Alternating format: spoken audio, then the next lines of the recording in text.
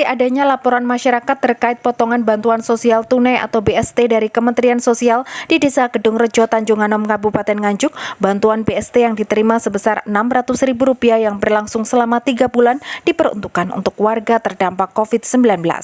Menyikapi informasi pemotongan bantuan tersebut, Komisi D DPRD Kabupaten Nganjuk yang dihadiri Edi selaku Ketua Komisi serta Raditya Harya Yuangga selaku Koordinator Komisi dan Wakil Ketua DPRD Nganjuk tinjau turun langsung ke masyarakat guna memastikan dan bertanya kepada masyarakat penerima bantuan.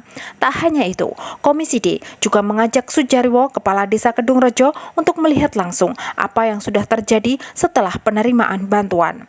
Diketahui, setelah berkeliling bertanya kepada beberapa warga penerima bantuan, Komisi D menemukan terdapat potongan bantuan BST bervariasi antara Rp100.000 hingga Rp200.000 per kakak tergantung kesepakatan.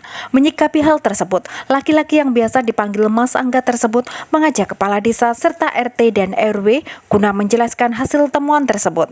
Diketahui dari hasil penjelasan salah satu ketua RW, potongan tersebut terpaksa dilakukan dikarenakan banyaknya warga terdampak yang tak menerima bantuan yang juga merupakan warga miskin terdampak juga.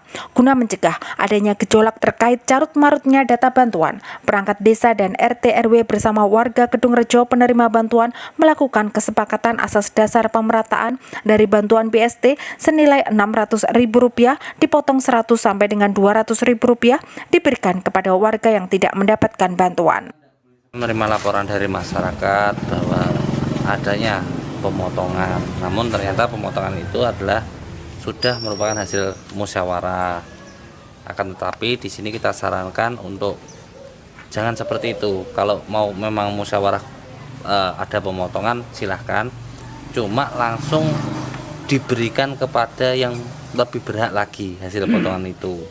Jadi bukan dikumpulkan menjadi satu.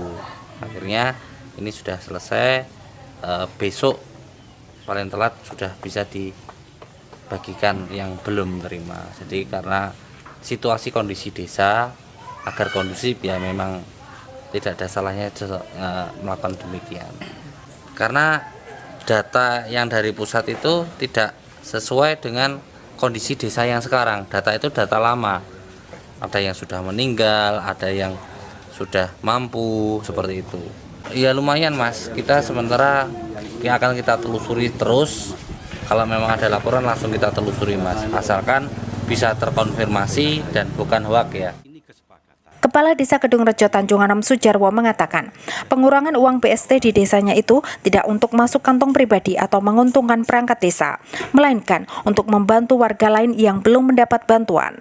Dari hasil kesepakatan serta musyawarah, potongan tersebut juga tak menentukan besaran nominal yang harus disetor.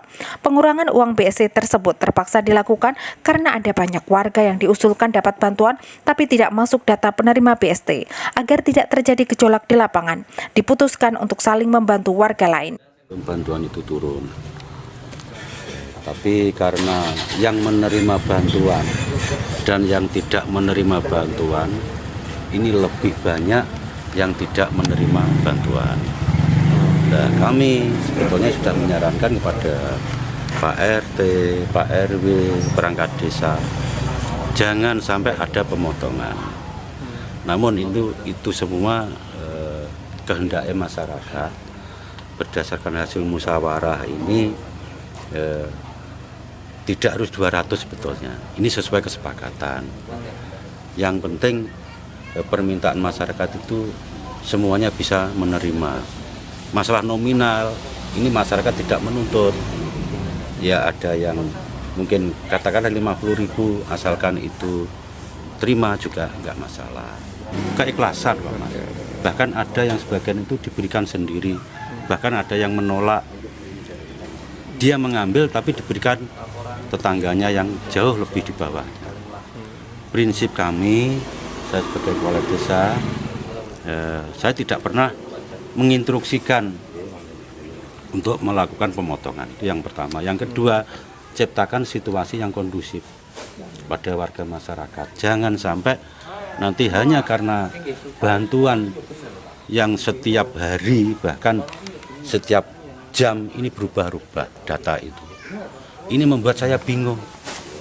Akhirnya karena perubahan-perubahan yang selalu mendadak, data itu dan aturannya itu, akhirnya ya sudah, itu maunya masyarakat bagaimana.